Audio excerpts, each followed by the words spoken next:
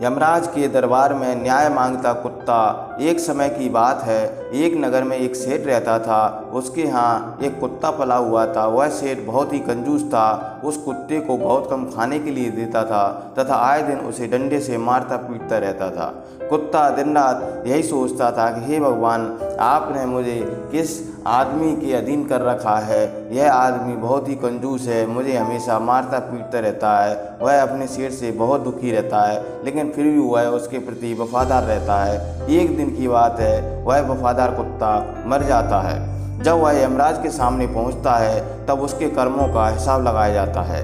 यमराज कहते हैं, तुमने अपने जीवन में बहुत अच्छे कार्य किए हैं, तुमने किसी को नहीं काटा, मालिक से वफादारी की है। यमराज कहते हैं कि तुम मांगो, क्या मांगना चाहते हो। तो वह कुत्ता कहता है कि आप मुझे स्वर्ग दें या नरक दें, मुझे किसी प्रकार की कोई परेशानी नहीं है, लेकिन मेरी एक इच्छा है कि मैं जब भी जन्म लूँ, जहाँ भी जन्म लूँ, इंसान के अधीन ना रहूँ। मैं इंसान का गुलाम बनना नहीं चाहता और ना ही मुझे इंसान बनना है। अब इतनी बात सुनते ही यमराज भी हैरान हो गए। कहने लगे कि मनुष्य का जीवन तो बड़ा दुर्लभ है, बड़ी मुश्किल से मिलता है और तुम इसको ठुकरा रहे हो। जब मनुष्य जीवन में जाओगे तब तुम्हें पता चलेगा कि मनुष्य जीवन कितना अनमोल है। इतनी बात सुनते ही वह कुत्ता कहने लगा कि प्रभु, मुझे पता है मनुष्य जीवन अनमोल है, उसकी बुद्धि तेज होती है, वह इतना चालाक है कि हम जैसे जानवरों को अपना गुलाम बना लेता है। मनुष्य इतना बुद्धिमान है कि भगवान से मांगने मंदिर में जाता है और उसको कहता है कि भगवान, मेरी यह मांग पूरी कर दो, मैं तुम्हें इतना प्रसाद चढ़ाऊँगा, भंडारा करवा दूँगा, तुम्हारे नाम से प्रसाद बंटवा दूँगा।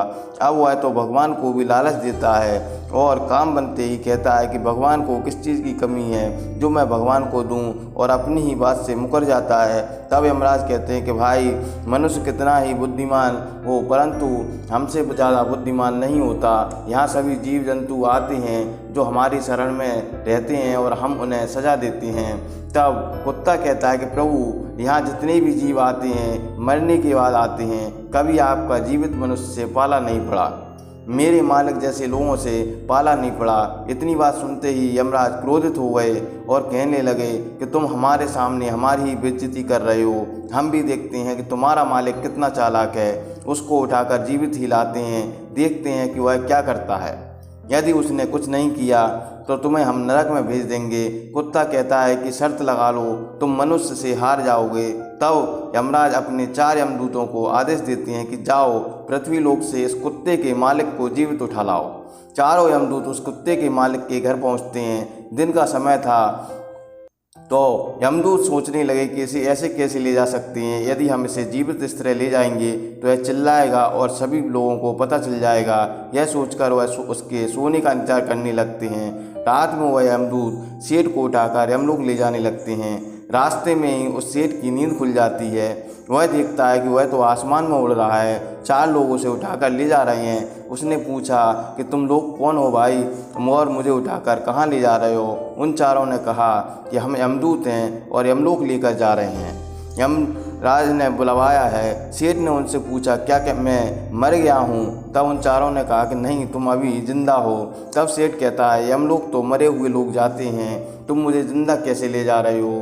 तब यमदूत उस सेठ को उस कुत्ते के बारे में पूरी घटना बता देते हैं। सेठ कहता है चलो ठीक है, कोई बात नहीं। और सेठ अपनी जेब से एक पर्ची निकालता है और अपनी डॉट से उसमें कुछ लिख लेता है और लिखकर वो पर्ची अपनी जेब में रख लेता है। और वह यमदूत जब यमराज के सामने उस सेठ को लेकर पहुंचते हैं तो वह सेठ अपनी जेब से उस पर्ची को निकालकर यमराज को दे देते हैं और यमराज अपनी गद्दी छोड़कर उस सेठ को उस गद्दी पर बिठा देते हैं। जैसे ही सेठ यमलोक का गद्दी पर बैठता है तो सबसे पहले यमराज को वह द्वारपाल बना देता है तथा सारी व्यवस्थाओं को अस्त व्यस्त कर देता है। वह सोचता है कि मरने के बाद तो मुझे नरक में आना है, इसलिए वह इस नरक का द्वार बंद कर देता है। नरक से सारे लोगों को स्वर्ग में बुलवा लेता है। चारों ओर अफरा तफरी मच जाती है, चारों ओर हाहाकार मच जाता है। कुत्ता यह सब देख रहा होता है और कुत्ता यह सोच करके सोचता है कि ये कैसा हो गया, सेठ जी ने आकर ये क्या कर दिया। और यमराज जी से कहता है कि मैं तो पहले ही कह रहा था कि उस जीवित मनुष्य को उठाकर मत लाओ, वह आपको परेशान करेगा। तब जाकर भगवान विष्णु को जब पता लगता है कि यमलोक में सब अफरा तफरी मची हुई है, नरक लोक बंद हो गया है, सारे लोग स्वर्ग में आ गए हैं, तब भगवान विष्णु वहाँ देखने के लिए जाते हैं। जैसे ही भगवान विष्णु जाते हैं, यमराज जी तुरंत गेट पर मिल जाते हैं। भगवान जी विष्णु पूछते हैं कि आप द्वारपाल क्यों बने हुए हो?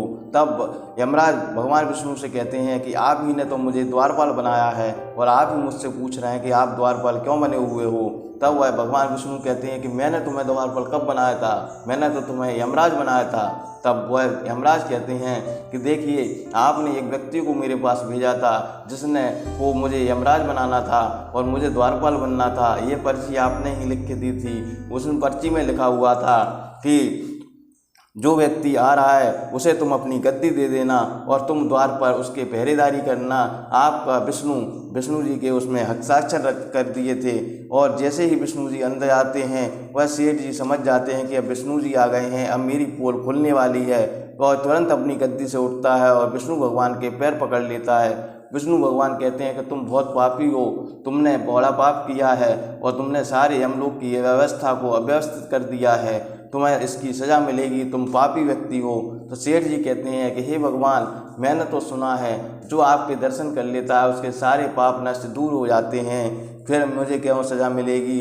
तब भगवान विष्णु ने 3 बातें बताई कि मुसीबत के समय कभी घबराना नहीं चाहिए। जिस प्रकार सेठ जी ने मुसीबत के समय अपनी बुद्धि से काम लिया, उसी प्रकार मुसीबत के समय जो मनुष्य अपनी बुद्धि से काम लेता है तो बड़े से बड़े संकट से भी वह निकल जाता है।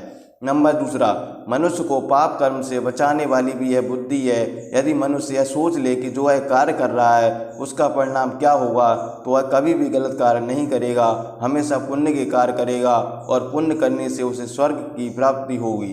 अब तीसरी बात वह कहते हैं कि यदि मनुष्य प्रभु की भावना भक्ति को वो चाहे कैसा भी संकट हो, भगवान उसकी हमेशा रक्षा करते हैं और उस संकट से निकलने में उसकी मदद करते हैं। भगवान का आशीर्वाद सदा उस पर बना रहता है, जिससे उसके ऊपर कोई भी संकट नहीं आता तथा घर में किसी भी चीज़ की कोई कमी नहीं रहती।